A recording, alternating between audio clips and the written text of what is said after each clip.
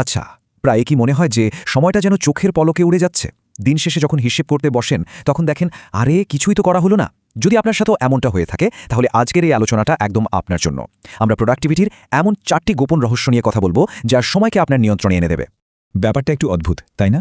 ভেবে দেখুন, আমাদের সবার জন্যই তো দিনটা মাত্র ২৪ ঘন্টার, কিন্তু তারপরেও কেউ কেউ এই সময়ের মধ্যেই তাদের সব কাজ গুছিয়ে ফেলে, আবার অনেকেই সারাদিন শুধু হিমশিম খায়। এর পেছনের আসল কারণটা কি হতে পারে? চলুন আজ সেই রহস্যটাই খুঁজে বের করা যাক। তাহলে চলুন একদম মূল মন্ত্রটা জেনে নেওয়া যাক। সফলতার আসল রহস্য কিন্তু সারাদিন ধরে ব্যস্ত থাকা নয়, আসল কথা হলো বুদ্ধিমত্তার সাথে কাজ করা। একটা কথা আমাদের মাথায় গেঁথে নিতে হবে, কার্যকর সময় ব্যবস্থাপনার মানে শুধু ব্যস্ত থাকা নয়, বরং সঠিক কাজে সময় দেওয়া। মানে আমরা কত ঘন্টা কাজ করলাম সেটা মোটেও বড় কথা নয়, বরং আমরা সঠিক কাজটা করছি কিনা সেটাই আসল। কিন্তু প্রশ্ন হলো, এই সঠিক কাজগুলো আমরা খুঁজে বের করব কিভাবে? আর কিভাবেই বা সেগুলোতে মনোযোগ দেব, তাই না? চলুন এমন কিছু কার্যকরী কৌশল জেনে নেওয়া যাক যা আমাদের কাজের ধরনকেই হয়তো পুরোপুরি বদলে দেবে। আমাদের প্রথম কৌশলটার নাম হলো আইজেনহাওয়ার ম্যাট্রিক্স। আমেরিকার সাবেক প্রেসিডেন্ট আইজেনহাওয়ারের নামে এর নামকরণ হয়েছে, আর এটা হলো কাজগুলোকে প্রায়োরিটাইজ করার, মানে কোনটা আগে কোনটা পরে করতে হবে তা ঠিক করার একটা অসাধারণ সহজ ফ্রেমওয়ার্ক। এই ম্যাট্রিক্সটা দেখুন কি দারুণভাবে কাজগুলোকে 4টা ভাগে ভাগ করা হয়েছে।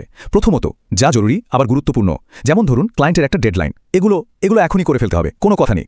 দ্বিতীয়ত, যা গুরুত্বপূর্ণ কিন্তু এখনই করতে হবে এমন নয়, হয়তো নতুন কোনো স্কিল শিখতে চান, সেটার জন্য পরে একটা সময় ঠিক করে রাখুন। তৃতীয়ত, যা জরুরি কিন্তু অতটা গুরুত্বপূর্ণ নয়, এই কাজগুলো সম্ভব হলে অন্য কাউকে দিয়ে করিয়ে নিন, মানে ডেলিগেট করে দিন। আর একদম শেষে, যা জরুরিও না গুরুত্বপূর্ণও না, মানে অকারণে সোশ্যাল মিডিয়া ঘাটাঘাটি করা, এগুলোকে সোজাসুজি তালিকা থেকে বাদ দিয়ে দিন। কি দারুণ সহজ না ব্যাপারটা? আচ্ছা, এবার আসি আমাদের দ্বিতীয় কৌশলে। এর নামটা বেশ মজার, ইট দ্যাট ফ্রগ।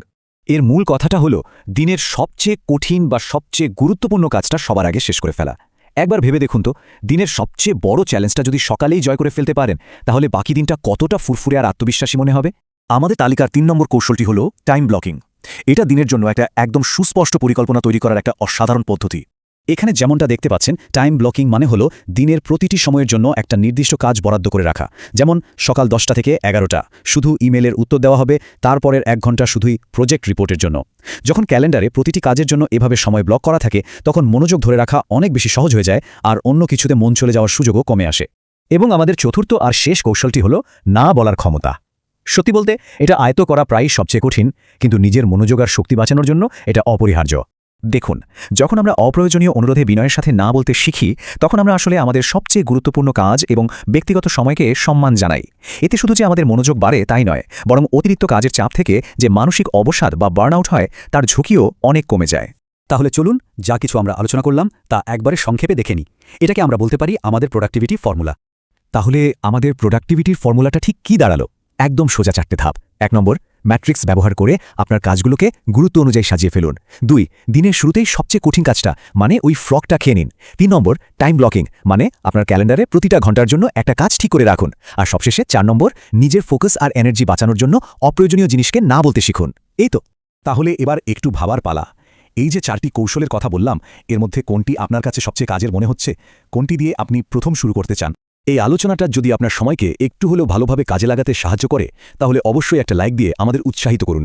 আপনার বন্ধুদের সাথে শেয়ার করুন, যাতে তারাও উপকৃত হতে পারে। আর এমন আরও সহায়ক আলোচনা পেতে সাবস্ক্রাইব করতে একদমই ভুলবেন না। আমাদের সাথে থাকার জন্য অনেক ধন্যবাদ।